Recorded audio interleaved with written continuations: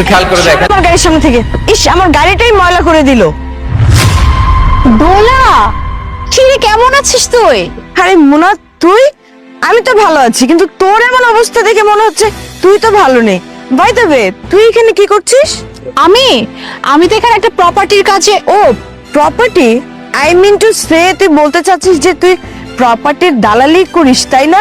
এছাড়া তুই আর কি করতে পারবি বল? আর তোর দ্বারা এছাড়া আর কিচ্ছু সম্ভব না। শাহাদাত, তুমি জানো ও চশমা কেন পরা? ও তো কলেজের টপার স্টুডেন্ট ছিল, সব সময় বই মেলে বসে থাকতো। স্যার অবশ্য বলতো যে মোনা, তুমি মন দিয়ে পড়াশোনা করো, তাহলে ভবিষ্যতে ভালো কিছু করতে পারবে।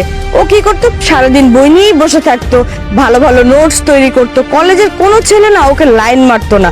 ও কি করতো? সে পড়াশোনা নিয়েই বিজি থাকতো।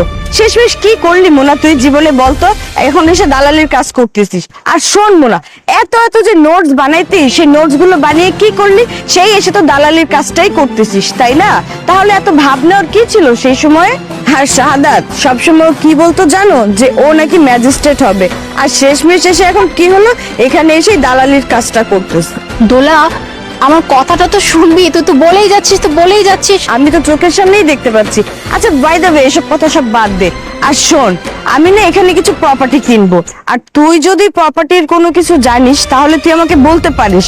সেখান থেকে যা সেল হবে সেখানে যদি 10% হয়, তোকে আমি 2% কিছু একটা ব্যবস্থা করে দিতে পারি। এখন তুই যদি রাজি থাকিস তাহলে আমাকে বল।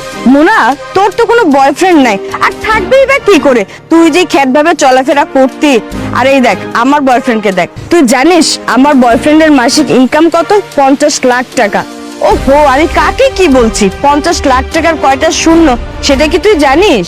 দোলা, আমি যেটাই করি না কেন সেটা আমার নিজের দমে করি। হ্যাঁ, তোর মতো অন্যের ঘাড়ে চেপে ফুটাঙ্গি তো অ্যাটলিস্ট করি না, তাই না? তুই তো আগেও এমনটাই ছিলি, সব সময় অন্যের ঘাড়ের উপর চেপে কিভাবে খাবি, চলবি, ফিরবি, এটাই করতি।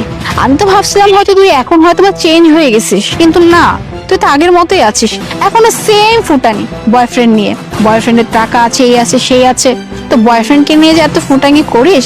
এই যে তোর বয়ফ্রেন্ড তোর পাশে দাঁড়িয়ে আছে, কালকে যদি তোর বয়ফ্রেন্ড উড়াল মারে, তখন তোর এই ফুটানি কোথায় যাবে? কারণ তোর নিজের তো কিচ্ছু নাই।